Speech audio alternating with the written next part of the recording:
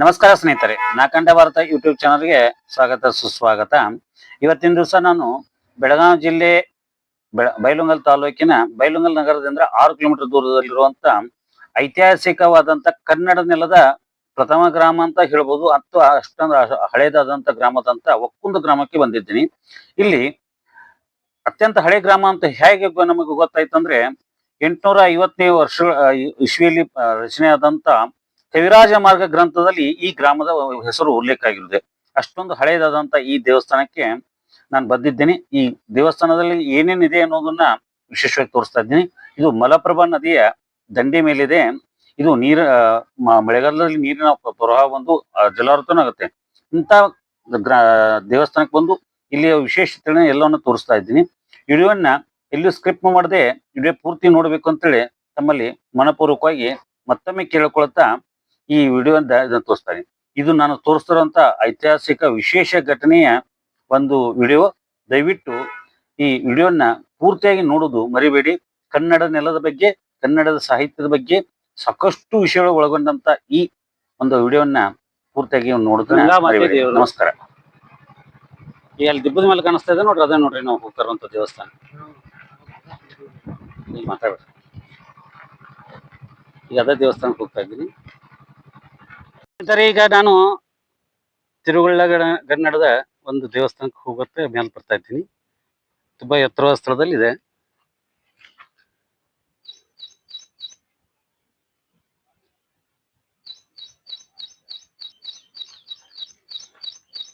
ಇಲ್ಲಿ ಬಂದ್ರೆ ತುಂಬಾ ಖುಷಿ ಅನ್ಸುತ್ತೆ. ಇಲ್ಲಿ ಐತಿ ಸುಮಾರು ಮೆಟ್ಲು ಹತ್ಕೊಂಡು ಹೋಗ್ಬೇಕು. ಇಲ್ಲಿವರೆಗೆ ಮೋಟರ್ ಸೈಕಲ್ ಬರುತ್ತೆ ನಮ್ದು. ಇಲ್ಲಿ ಕರ್ನಾಟಕ ರಾಜ್ಯ ಸರ್ಕಾರದವರು ಒಂದು ಸ್ಮಾರಕದ ಬಗ್ಗೆ ಒಂದು ವಿವರಣೆ ಫಲಕನ್ನು ನೀಡಿದ್ದಾರೆ.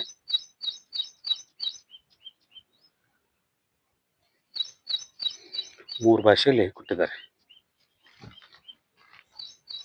ಮೆಟ್ಲ ತಗೊಂಡು ಹೋಗ್ತಾ ಇದ್ದೀನಿ.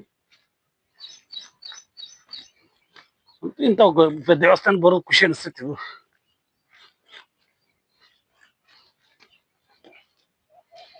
ಎತ್ತರದಪ್ಪ, ದೊಡ್ಡದಷ್ಟಪ್ಪ. ಅಲ್ಲಿ ಕಾಣ್ತದ್ದು ಒಕ್ಕುಂದ ಗ್ರಾಮ. ಇದು ಮಲಪ್ರಭಾ ನದಿ.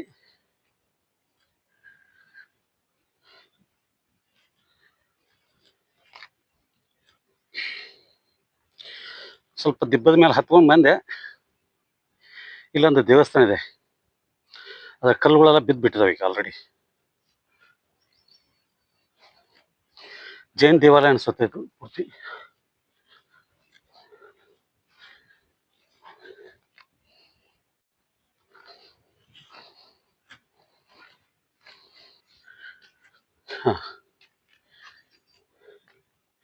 ಇದು ಜೈನ್ ದೇವಾಲಯ ಅನ್ಸುತ್ತೆ ಮೂಲತಃ. ಇದು ಮುಕ್ಕುಂದ ದೇವಸ್ಥಾನ.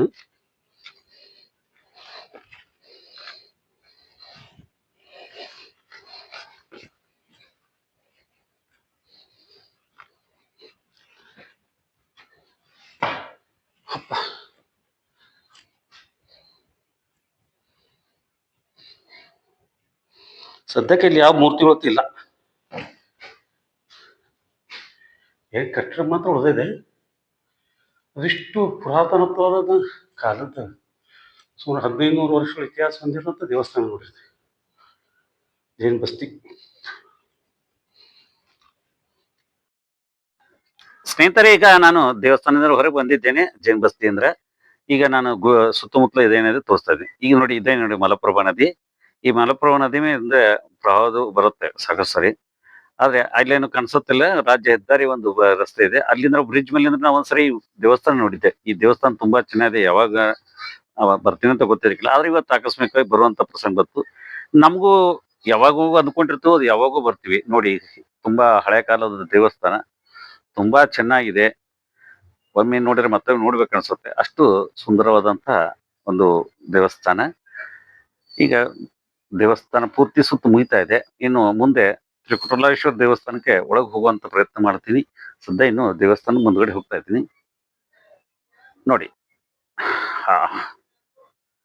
ಇಲ್ಲಿ ನೋಡಿ ಹೇಗಿದೆ. ಕಂಬಗಳು ಎಲ್ಲ ಬಿದ್ದಿದಾವೆ. ಈ ಕಂಬಗಳು ಬಿದ್ದಿದ್ದವು, ಅದರಲ್ಲಿ ಚಿತ್ರಗಳನ್ನ ಬಹಳ ತುಂಬಾ ಚೆನ್ನಾಗಿದೆ.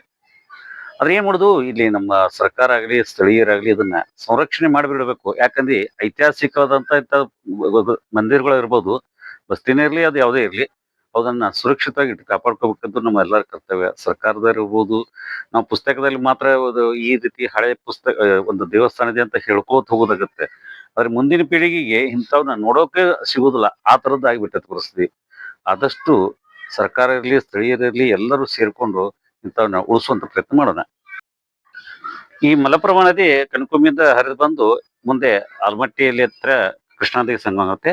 ಆದ್ರೆ 1970ನೇ ಇಸ್ವಿಯಲ್ಲಿ ಸೌದತ್ತಿ ಹತ್ರ ನವಿಲ ತೀರ್ಥ ಡ್ಯಾಮ್ ಏನ್ ಕಟ್ಟಿದ್ರು ಆ ಸಮಯದಲ್ಲಿ ಈ ಗ್ರಾಮವು ಮುಳುಗಡೆ ಆಗಿತ್ತು. ಅಂದ್ರೆ ಈ ದೇವಸ್ಥಾನ ಸುತ್ತಮುತ್ತಲವೇ ಒಕ್ಕೊಂದು ಗ್ರಾಮವಿತ್ತು. ಆದ್ರೆ ಕಾಲಾನಂತರ ಇದು ಬದಲಾವಣೆ ಆಗಿದೆ. ಹೀಗಾಗಿ ಊರು ಹೊಸದು ಆ ಕಡೆ ಇದೆ. ನಾವು ಊರನ್ನ ಈಗ ತ್ರಿಕುಲಾರೇಶ್ವರ ದೇವಸ್ಥಾನಕ್ಕೆ ಇದನ್ನ ಮಾಡೋದಿದ್ರೆ ಅಲ್ಲಿ ಊರು ಆ ಕಡೆ ಇದೆ ನೋಡಿ. ಸುಮಾರು 1200 1300 ವರ್ಷದ ಇತಿಹಾಸ ಹೊಂದಿರೋಂಥ ದೇವಸ್ಥಾನ ನೋಡಿ. ಜೈನ ಸಮಾಜದ ಒಂದು ರಾಜ ಇದ್ರ ಮೇಲೆ ಕಟ್ಟಿಸಿದ್ದು. ಅಮೋಘ ವರ್ಷ ನೃಪತುಂಗನ ಕಾಲದ ದೇವಸ್ಥಾನ. ಅಮೋಘ ವರ್ಷ ನೃಪತುಂಗನ ಕಾಲದಲ್ಲಿ ಇರುವಂತ ದೇವಸ್ಥಾನ ಇದು.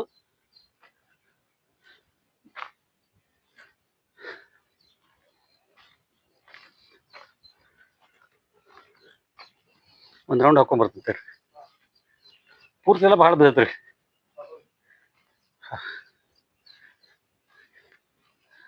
ಮೊದಲು ದೇವಸ್ಥಾನ ಸುತ್ತಮುತ್ತಲು ತೋರಿಸಿ ಆಮೇಲೆ ದೇವ್ರಿಗೆ ಹೋಗೋಣ್ರಿ. ಹಾ,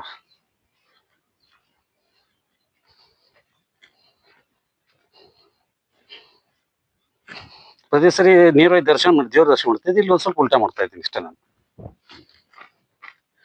ಎಲ್ಲ ಒಂದೇ ಸೇಮ್ ಮಾಡೋಕಿದ್ರೆ ಬದಲಾವಣೆ ಮಾಡಲಿ ಅಂತ ಉದ್ದೇಶ ಮಾಡಿದ್ರಿ. ಹಾ ನೋಡ್ರಿ ದೇವಸ್ಥಾನ.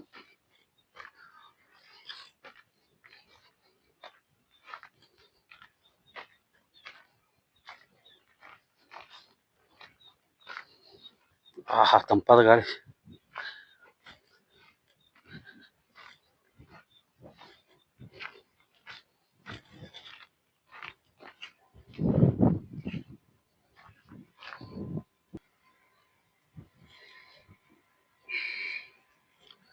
ದೇವಸ್ಥಾನ ಹೊರಾಂಗಣ ಭಾರಿ ತುಂಬಾ ಚೆನ್ನಾಗಿದೆ. ಇದು ಎತ್ತರ ಮೇಲಿದೆ. ಇಲ್ಲಿ ಅಂತ ಕೂಡಲೇ ತಂಪಾದ ಗಾಳಿ ಬರ್ತೈತೆ. ಯಾಕಂದ್ರೆ ಹೊಳೆ ನೀರು ಗಾಳಿ ಬರುತ್ತ, ಹೊಳೆ ತಂಪದು. ಅಲ್ಲಿಂದ ಯಾವುದೋ ದೇವಸ್ಥಾನ ದೇವ್ರ ಇದೆ.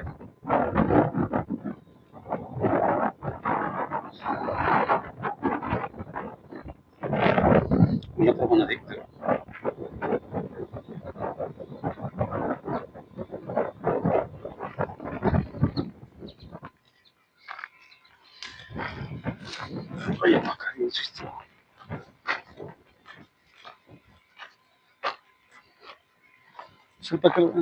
ಸ್ವಲ್ಪ ಕಲೆ ಚೆನ್ನಾಗಿದೆ.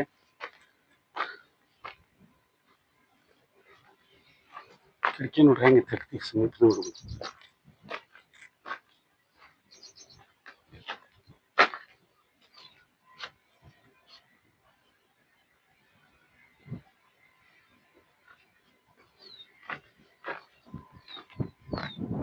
ದೇವಸ್ಥಾನೊಳಗೆ ಹೋಗೋಣ್ರಿ. ನನ್ನ ಜೊತೆಗೆಲ್ಲ ಒಕ್ಕೊಂದು ಗ್ರಾಮದವ್ರು ಒಬ್ರು ಶಾಮರಾಯರು ಅಂತ ಬಂದಿದ್ದಾರೆ. ನಮಸ್ಕಾರ. ಇವರು ನಮಗೆ ದೇವಸ್ಥಾನ ಬಗ್ಗೆ ಎಲ್ಲ ವೆರೈಟಿ ತೋರಿಸ್ತಿರ್ತಾರೆ. ತೋರಿಸ್ಬೇಕು ದೇವಸ್ಥಾನ. ಇದು ನಾವು ಪೂರ್ವಾಭಿಮುಖವಾಗಿ ಹೋಗ್ತಾ ಇದ್ವಿ. ಕಾಂತಾರದು ಪಶ್ಚಿಮ ದಿಕ್ಕಿ. ದೇವ್ರ ಮೂರ್ತಿ ಇರೋದು ಬಹುಶಃ ಪಶ್ಚಿಮ ಅಭಿಮುಖ, ಉತ್ತರಾಭಿಮುಖ.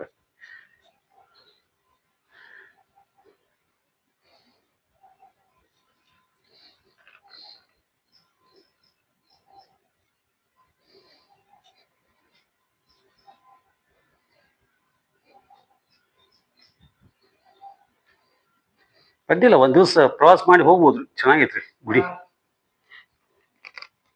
ದೇವ್ರ ಮೂರ್ತಿ ಏನಿಲ್ರಿ ಇಲ್ಲಿಗ ಊರಾಗ ಮಾಡ್ಯಾರೇನ್ರಿ? ಇಲ್ಲೆಲ್ಲ ದೇವಸ್ಥಾನ. ಈಗ ಯಾವ ದೇವ್ರ ಗುಡಿ ಇರೋದು? ಇದು ಬಸವಣ್ಣದೇನ್ರಿ? ಓಹೋ, ಇಲ್ಲಿ ಇದು ಬಸವಣ್ಣ ಇತ್ತೇನ್ರಿ ಇಲ್ಲಿ? ಓಹೋ, ದೇವ್ರಿಲ್ಲದೆ ದೇವ್ರ ಗುಡಿ.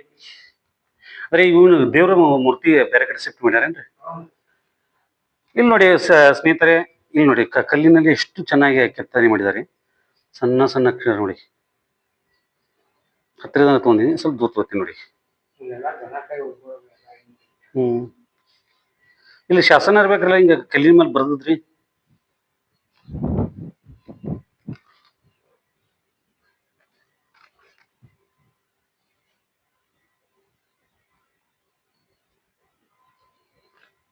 ಇದು ವಿಶೇಷವಾಗಿ ದೇವಸ್ಥಾನದೊಳಗೆ 3 ಭಾಗ ಇರ್ತಾವ್ರಿ. ಒಂದು ಈಗ ನಾವು ಇರೋದು ಮಂಟಪ, ಮಧ್ಯ ಮಂಟಪ ಮತ್ತು ಗರ್ಭಗುಡಿ ಅಂತ ಇರ್ತಾವ. ನೋಡಿ ಬಾಗಿಲು ಮೇಲೆ ಎಷ್ಟು ಚೆನ್ನಾಗಿ ಇಟ್ಟಿದ್ದಾರೆ. ಅಪ್ಪ, ಗಜಗೌರಿ ಕಾಣಿಸುತ್ತೆ ನೋಡಿ ಮೂರ್ತಿ. ಇದು ಈಶ್ವರನ ದೇವಸ್ಥಾನ ಅನ್ಸುತ್ತೆ. ಇದು ಇವರು ಬಸವನ ಗುಡಿ ಅಂತ ಇದ್ದಾರೆ. ಕೆತ್ತನೆ ಎಲ್ಲ ನೋಡ್ತಾ ದೇವಸ್ಥಾನ ಆಕಾರತೆ ನೋಡ್ತಾ ಇದು ಈಶ್ವರನ ದೇವಸ್ಥಾನ ಇದೆ. ನಮಗೆ ಮಾಹಿತಿ ಕೊಡೋರು ಇಲ್ಲಿ ಪರ್ಫೆಕ್ಟ್ ಇಲ್ಲ, ಪಾಪ ಇವರು ಹಿರಿಯರು ತಿಳಿದಷ್ಟು ಹೇಳ್ತಾ ಇದ್ದಾರೆ. ಬಾಗಿಲಿನಲ್ಲಿ ಶಿಲ್ಪಕಲೆಗಳು ಇದ್ದಾವೆ, ತುಂಬಾ ಅತ್ಯಂತ ನಾಜೂಕಾದಂತ ಕಲೆಗಳು ಇದ್ದಾವೆ. ಆದ್ರೂ ತುಂಬಾ ಚೆನ್ನಾಗಿದೆ. ಅವನನ್ನ ಸೂಕ್ಷ್ಮ ತೋರಿಸ್ತಾ ಇದ್ದೀನಿ ನೋಡಿ. ಒಂದೊಂದು ಕೆತ್ತನೆ ಕೂಡ ಅಪೂರ್ವ ವಿಶೇಷವಾಗಿದೆ. ಟಾರ್ಚ್ ಬೆಳಕು ಮೂಲಕ ನಿಮ್ಗೆ ತೋರಿಸ್ತಾ ಇದ್ದೀನಿ ನೋಡಿ. ಇನ್ನೂ ಸಾಕಷ್ಟು ಈ ರೀತಿ ಇದಾವೆ ಸ್ಟ್ಯಾಚ್ಯೂಗಳು ಅಂದ್ರೆ ಮೂರ್ತಿಗಳು. ಅವುಗಳದೆಲ್ಲ ಪೂರ್ತಿ ನೋಡಿ. ಮೂರ್ತಿಗಳು ಸಹಿತ ತುಂಬಾ ಚೆನ್ನಾಗಿದೆ. ಆದಷ್ಟು ನಾವು ಒಂದು ಕಡೆ ಇಲ್ಲಿ ಶಾಲೆ ಮಕ್ಕಳ ಪಿಕ್ನಿಕ್ ಅಂತ ಕರ್ಕೊಂಡ್ಬಂದ್ರೆ ತುಂಬಾ ಚೆನ್ನಾಗಿರುತ್ತೆ. ಯಾಕಂದ್ರೆ ಅಷ್ಟೊಂದು ಚೆನ್ನಾಗಿರುವಂತ ದೇವಸ್ಥಾನ. ಒಂದು ವಿಶೇಷವಾದ ಕಥೆಗಳನ್ನ ಹೇಳಬಹುದು ಇಲ್ಲಿ ಬಂದು ಮಕ್ಕಳ ಕರ್ಕೊಂಡ್ಬಂದು ಶಾಲಾ ಮಕ್ಕಳನ್ನ. ಇಲ್ಲಿ ನೋಡಿ ಹೇಗಿದೆ ಬೆಳಕಿನ ವ್ಯವಸ್ಥೆ ಮಾಡಿದಾರೆ, ನೀರು ಗಾಳಿ ಬರುವಂತೆ. ನಾನು ಒಕ್ಕಂದದ ಹೆಸರು ಯಾವಾಗೋ ಒಂದ್ಸರಿ ಕೇಳಿದ್ದೆ, ಬಟ್ ಇವತ್ತು ದೇವಸ್ಥಾನದ ಬಗ್ಗೆ ಪರ್ಫೆಕ್ಟ್ ಮಾಹಿತಿ ಸಿಕ್ಕಿದ್ದು ನನಗೆ ಸುಮಾರು 10 ಸುಮಾರಿಗೆ ಗೊತ್ತಾಗಿತ್ತು.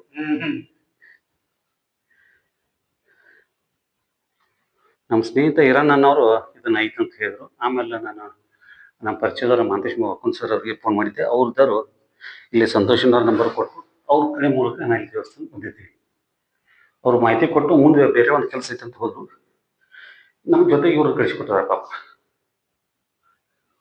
ಇಲ್ಲೇ ಗರ್ಭಗುಡಿಯಲ್ಲಿ ದೇವರೆತ್ತು ಮೊದಲ ಇದನ್ನೆಲ್ಲ ತಗೊಂಡೋಗಿ ಊರಾಗ ಶಿಫ್ಟ್ ಮಾಡ್ಯಾರ. ಇಲ್ಲಿ ದೇವಸ್ಥಾನ ವಿಡಿಯೋ ಮಾಡುವಾಗ ಒಂದಷ್ಟು ಜನ ಹುಡುಗರು ಬಂದಾರೆ. ಅವ್ರು ಒಟ್ಟು ಏನ್ ಹೇಳ್ತಾರೆ ಕೇಳೋಣ. ಯಾವ್ರಿ? ಬೈಲಂಗಲ್. ಹೌದ್ರಿ. ನಿಮ್ಮ ಹೆಸರೇನ್ರಿ? ನಮ್ಮ ಹೆಸರ ವಿನಾಯಕ್ ಮುಳುಗು. ನಿಮ್ದ್ರಿ? ಅಭಯ್ ಅಂತ. ನಾಗರಾಜ್. ಇವ್ರಂತೆ ತೋರಿಸಿದಂತ ಕಮ್ಗೌಡ್ರು. ಏನ ದೇವಸ್ಥಾನ ಬಗ್ಗೆ ಮೊದಲೇ ಗೊತ್ತಿತ್ರ ಇದ? ಮೊದ್ಲ ಗೊತ್ತಿತ್ರಿ. ಯಾವಾಗ ಬರ್ತೀವ್ರಿ ಇಲ್ಲಿ? ಬರ್ತಿದ್ರಿ. ಮುತ್ತಿ ಮೇಲೆ ಯಾವಾಗ ಬರ್ತಿದ್ರಿ? ಈ ದೇವಸ್ಥಾನ ಬಗ್ಗೆ ನಿಮ್ಗೆ ಏನು ಮಾಹಿತಿ ಗೊತ್ತೈತಿ? 250 ವರ್ಷ. ಬಹಳ ವರ್ಷ. ಯಾಕೆ ದೇವಸ್ಥಾನ ಕಾಯಂ ಬರ್ತೀರಿ ಒಟ್ಟೆ? ಹೌದೇನು? ಸರಿ, ನೋಡು ಬರ್ರಿ ಎಲ್ಲರೂ ಕೂಡ ದೇವಸ್ಥಾನ ನಮ್ಗೆ ತೋರಿಸ್ಬರಿ. ಏನೇನೈತಿ ನೀವು ನೋಡಿದ್ರಿ, ನಮ್ಮ ಮೊದಲು ಬಂದಿರಿ. ಹಾ ರೀ, ನೋಡೋಣ. ಇಲ್ಲಿ ಮತ್ತೊಂದು ದೇವಸ್ಥಾನಕ್ಕೆ ಬಂದು ನೋಡ್ರಪ್ಪ. ಇಲ್ಲೊಳಗೆ ತೆಗ್ದಿ ಚಲೋ ಇತ್ತು ಒಂದು ಸ್ವಲ್ಪ. ಕುಂಡ್ರ ಕಟ್ಟಿ ಮಾಡಿದಾಗ ಮಾಡ್ಯಾರಲ್ಲ. ಇದು ಶಿವನ ದೇವಸ್ಥಾನ.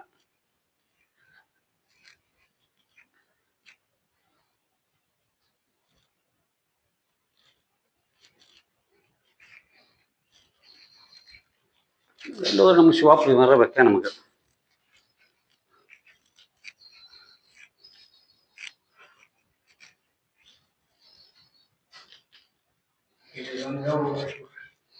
ಇದೊಂದೇ ಉಳಿದೈತ ನೋಡ್ರಿ ದೇವ್ರ.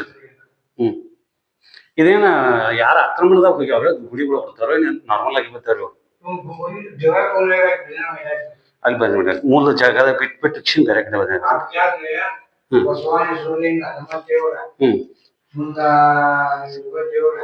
ಇಲ್ಲೇ ದೊಡ್ಡ ಮೊದಲು ಅಲ್ಲವ?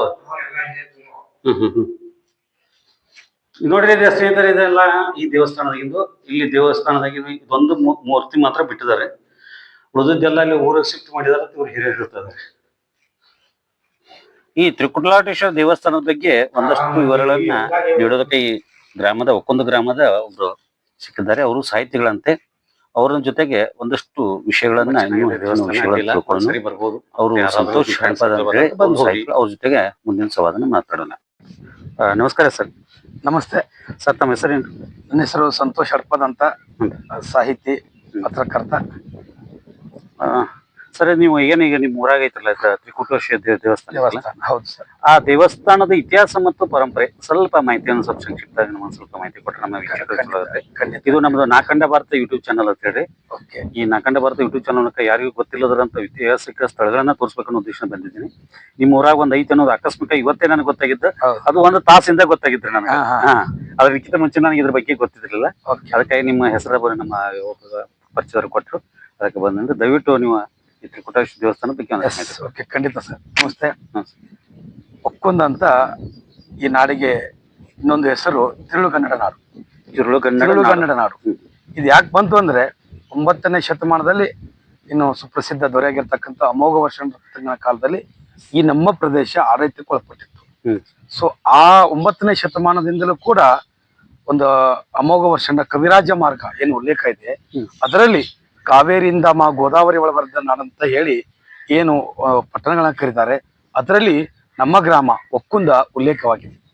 ಸೊ ಆ ಇತಿಹಾಸವನ್ನು ಹೊಂದಿರತಕ್ಕಂತ ಉದ್ದೇಶಕ್ಕಾಗಿ ನಮ್ಮ ಊರಿಗೆ ತಿರುಳುಗನ್ನಡ ನಾಡು ಎಂಬಂತಹ ಬಿರುದು ಕೂಡ ಇದೆ. ಅಂದ್ರೆ ನಿಮ್ದು ಊರ ಹೆಸರು ಮೊದಲು ತಿರುಳುಗನ್ನಡ ನಾಡು ಅಂತ ತಿರುಳುಗನ್ನಡ ನಾಡು, ಈಗ ಒಕ್ಕೊಂದಂತ ಈಗ ಇತ್ತೀಚೆಗೆ ಒಕ್ಕುಂದಂತ. ಅಂದ್ರೆ ಒಕ್ಕುಂದಂತ ಯಾಕೆ ಅಂತಂದ್ರೆ ಇದು ಎತ್ತರವಾದ ಪ್ರದೇಶದ ಮೇಲೆ, ಅದು ಮಲಪ್ರಭಾ ನದಿ, ಸುತ್ತು ಮಲಪ್ರಭಾ ನದಿ, ಅಲ್ಲಿ ಎತ್ತರವಾದ ಪ್ರದೇಶ.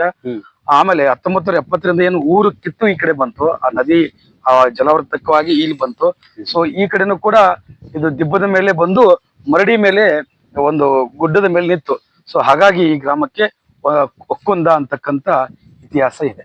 ಇದು ತ್ರಿಕುಟಲೇಶ್ವರ ದೇವಸ್ಥಾನ ಬಗ್ಗೆ ಮಾಹಿತಿ ಅಂದ್ರೆ ಎಷ್ಟು ವರ್ಷದ ಇದು? 9ನೇ ಶತಮಾನ ಅಮೋಘ ವರ್ಷ ನೃಪ್ತಂಗನ ಕಾಲದಲ್ಲಿ ಅವರೇ ಕಟ್ಟಿಸಿದ್ದಾರೆ. ಅವಾಗಿನಿಂತ ಉಲ್ಲೇಖ ಇದೆ ಅಂತಕ್ಕಂತ ಐತಿ ಇದೆ. ಬಹಳ ಪುರಾತನವಾಗಿರ್ತಕ್ಕಂಥ ಜಿನಾಲಯ ಇದು. ಸೊ ಅಂದ್ರೆ ಜೈನ ಮಂದಿರದ 24 ತೀರ್ಥಂಕರದ ಒಂದು ವ್ಯವಸ್ಥಿತವಾಗಿರ್ತಕ್ಕಂತಹ ಶಿಲ್ಪಕಲೆಗಳು ಅಲ್ಲಿವೆ. ನಾಟ್ಯ ಮಂದಿರ ಇದೆ.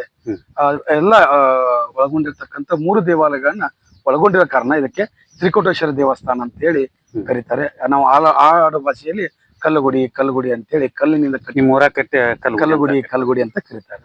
ಸೊ ಈಗ ಅದು ಪುರಾತತ್ವ ಇಲಾಖೆಯಿಂದ ಬಂದು ಸ್ವಲ್ಪ ಮಟ್ಟಿಗೆ ಅದನ್ನ ರಿನೋವೇಷನ್ ಮಾಡಕ್ ಪ್ರಯತ್ನ ಮಾಡಿದ್ದಾರೆ. ಸೊ ಸುತ್ತೂ ನದಿ ಮಧ್ಯದಲ್ಲಿರೋ ಅಂತಕ್ಕಂಥ ತೇಲುವ ಕೌಸ್ತುಭ ತರ ಇವತ್ತು ದೇವಸ್ಥಾನ ನಮ್ಮ ಗ್ರಾಮದ ಹಿರಿಮೆ ಜೊತೆಗೆ ನಮ್ಮ ತಾಲೂಕಿನ ಹಿರಿಮೆ, ಜಿಲ್ಲೆ ಮತ್ತು ಒಂದು ಇತಿಹಾಸದ ಹಿರಿಮೆಯನ್ನ ನಮ್ಮ ಗ್ರಾಮ ತೋರಿಸ್ತಾ ಇದೆ. ನನಗೆ ಕಂಪನ ಕಾವ್ಯದಲ್ಲೇ ನಿಮ್ ಊರ ಹೆಸರು ಇದೆ ಅಂತ ಬಂದೈತೆ. ಹೌದು, ಇದು ಕರೇನ್ರಿ? ಹೌದು. ಕವಿರಾಜ ಮಾರ್ಗದಲ್ಲಿ ನಮ್ಮ ಊರಿನ ಇತಿಹಾಸ, ನಮ್ಮ ಊರಿನ ಬಗ್ಗೆ ಉಲ್ಲೇಖ ಇದೆ. ಹಾಗಾಗಿ ಇದು ಇತಿಹಾಸ ಪ್ರಸಿದ್ಧ ಗ್ರಾಮ ಅಂದ್ರೆ ತಪ್ಪಾಗ್ಲಿಕ್ಕಿಲ್ಲ. ಮತ್ತೆ ಇದ್ರ ಬಗ್ಗೆ ಬೆಸ್ಟ್ ನಮ್ಮ ಗ್ರಾಮದ ಬಗ್ಗೆ ಹೇಳ್ಬೇಕು ಅನ್ಸರ್, ಸುಮಾರು ನಾವು ಸ್ವತಂತ್ರ ಹೋರಾಟಗಾರ ಕ್ರಾಂತಿವೀರ ಸಂಗೊಳ್ಳಿ ರಾಯಣ್ಣ ಅಂದ್ರೆ ತಮ್ಮೆಲ್ಲರಿಗೂ ಚಿರಪರಿಚಿತವಾಗಿರ್ತದೆ. ಸೊ ಅವನ ಜೊತೆ ಒಡನಾಟಿ ಆಗಿರ್ತಕ್ಕಂಥ ಜಿಡ್ಡಿಮಣಿ ಫಕೀರ ಕೂಡ ನಮ್ ಗ್ರಾಮದವನೇ. ಜಿಡ್ಡಿಮಣಿ ಫಕೀರ ಜನ್ಮಸ್ಥಾನ ಇಲ್ಲೇ ಒಕ್ಕೊಂದವನೇ ಜಿಡ್ಡಿಮಣಿ ಫಕೀರ. ಅದ್ರ ಜೊತೆಗೆ ಇನ್ನೊಂದು ಅಂತಂದ್ರೆ ನಮ್ಮ ನಡೆದಾಡುವ ದೇವರು, ನಮ್ಮ ಕಲಿಯುಗದ ನಡೆದಾಡುವ ದೇವರಂತಿರ್ತಕ್ಕಂಥ ಗುರು ಮಡಿವಾಳೇಶ್ವರ ಪುಣ್ಯಭೂಮಿ. ಗರಗದಲ್ಲಿ ದೇಹ ಬಿಟ್ಟೆ, ಒಕ್ಕುಂದದಲ್ಲಿ ಆತ್ಮ ಬಿಟ್ಟೆ ಅಂತೇಳಿ ಅಪ್ಪನವ್ರು ಹೇಳಿರ್ತಕ್ಕಂಥ ಪುಣ್ಯಭೂಮಿ ನಮ್ಮ ಗ್ರಾಮ. ಅವರ ದೇವಸ್ಥಾನ ಇದೆ. ಐತಿಹಾಸಿಕ ಒಂದು ಪ್ರಸಿದ್ಧಿಯನ್ನು ಹೊಂದಿರತಕ್ಕಂಥ ಮರಡಿ ಬಸವೇಶ್ವರ ದೇವಸ್ಥಾನ ಇದೆ. ಸುಮಾರು 2 ಆಂಜನೇಯ ದೇವಸ್ಥಾನಗಳು ನಮ್ಗೆ ಇರ್ತಕ್ಕಂಥದ್ದು ಇನ್ನೊಂದು ವಿಶೇಷ. ದುರ್ಗಾದೇವಿ ದೇವಸ್ಥಾನ, ಬನಶಂಕರಿ ದೇವಸ್ಥಾನ, ವಿಠಲ ದೇವಸ್ಥಾನ, ವಾಲ್ಮೀಕಿ ದೇವಸ್ಥಾನ, ಈಗ ಎಲ್ಲಾ ದೇವಾಲಯಗಳನ್ನು ಹೊಂದಿಕೊಂಡಿರ್ತಕ್ಕಂಥ ಒಂದು ಸರ್ವ ಧರ್ಮಕ್ಕೂ ಕೂಡ ಸಾಕ್ಷಿಯಾಗಿರ್ತಕ್ಕಂಥ ಎಲ್ಲ ಸಮುದಾಯಕ್ಕೂ ಕೂಡ ಒಂದು ವಿಶಿಷ್ಟವಾಗಿರ್ತಕ್ಕಂಥ ವಿಭಿನ್ನವಾಗಿರ್ತಕ್ಕಂಥ ನೆಲೆಯನ್ನ ಕೊಟ್ಟಿರ್ತಕ್ಕಂಥ ಗ್ರಾಮ ಅಂದ್ರೆ ನಮ್ಮ ಗ್ರಾಮ. ಸರಿ, ಇಲ್ಲಿವರೆಗೂ ನೀವು ನಮ್ಮ ತ್ರಿಕುಟಲೇಶ್ವರ ದೇವಸ್ಥಾನ ಬಗ್ಗೆ ಒಂದಷ್ಟು ಮಾಹಿತಿಗಳು ಕೊಟ್ಟಿದ್ರಿ. ಇದನ್ನೆಲ್ಲ ಮಾಹಿತಿ ಕೊಟ್ಟದಕ್ಕೆ ತಮಗೆ ಮನಪೂರ್ವಕ ಧನ್ಯವಾದ. ನಮಸ್ಕಾರ ಸ್ನೇಹಿತರೆ. ಈಗ ನಾನು ಒಕ್ಕೊಂದಿಗೆ ಬಂದಿದ್ದೀನಿ. ಒಕ್ಕೊಂದಲ್ಲಿ ಒಂದು ವಿಶೇಷ ಅಂದ್ರೆ ಗುರು ಮಡಿವಾಳೇಶ್ವರ ಒಂದು ಮಠನೂ ಕಟ್ಟಿದ್ದಾರೆ ಇಲ್ಲಿ. ಗುರು ಮಡಿವಾಳೇಶ್ವರರು ಗರಗದ ಮಡಿವಾಳರಪ್ಪ ಅಂತ ಹೇಳ್ತಾರೆ. ಆದ್ರೆ ಅವರೇ ಹೇಳೋ ಪ್ರಕಾರ ಅವ್ರು ಹುಟ್ಟಿದ್ದು ಸಹಿತ ಕಿತ್ತೂರು ಆಗಿದ್ರು ಸಹಿತ ಅವ್ರು ಬೆಳೆದದ್ದು ಇಲ್ಲೇ. ಈಗ ಗುರು ಮಡಿವಾಳೇಶ್ವರ ಒಂದು ಮಾತು ಹೇಳ್ತಾರೆ, ದೇಹ ನಂದು ಗರಗದಾಗಿದ್ರೆ ನನ್ನ ಆತ್ಮ ಮಾತ್ರ ಇಲ್ಲೇ ಇದೆ ಅಂತ ಹೇಳ್ತಾರೆ. ಈ ಅವರ ಮಠವನ್ನ ಇಲ್ಲಿ ತೋರಿಸಿದ್ದೀನಿ. ಗರಗದ ಮಡಿವಾಳೇಶ್ವರ ಮಠವನ್ನು ತೋರಿಸ್ತೀನಿ.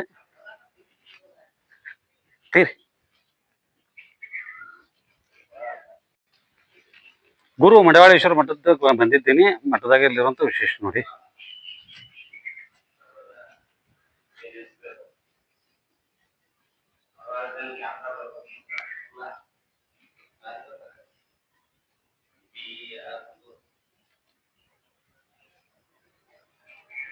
ಸ್ವಲ್ಪ ಬಳಸಿ.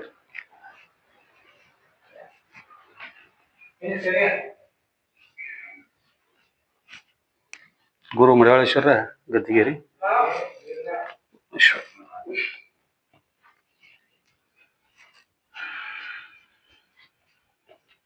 ಈ ಗುರು ಮಡಿವಾಳೇಶ್ವರ ಬಗ್ಗೆ ಒಂದು ಚರಿತ್ರೆ ಬಗ್ಗೆ ಈಗಾಗಲೇ ನಾನು ಗರಗದ ಶ್ರೀ ಶಿವಯೋಗಿ ಗರಗದ ಶ್ರೀ ಮಡಿವಾಳೇಶ್ವರ ಮಹಾತ್ಮೆ ಅಂತೇಳಿ ಒಂದು ವಿಡಿಯೋನು ಮಾಡಿದ್ದೇನೆ. ಅದರ ಲಿಂಕ್ ಅನ್ನ ಕೆಳಗಡೆ ಹಾಕಿರ್ತೀನಿ, ದಯವಿಟ್ಟು ನೋಡಿ ಪೂರ್ತಿ.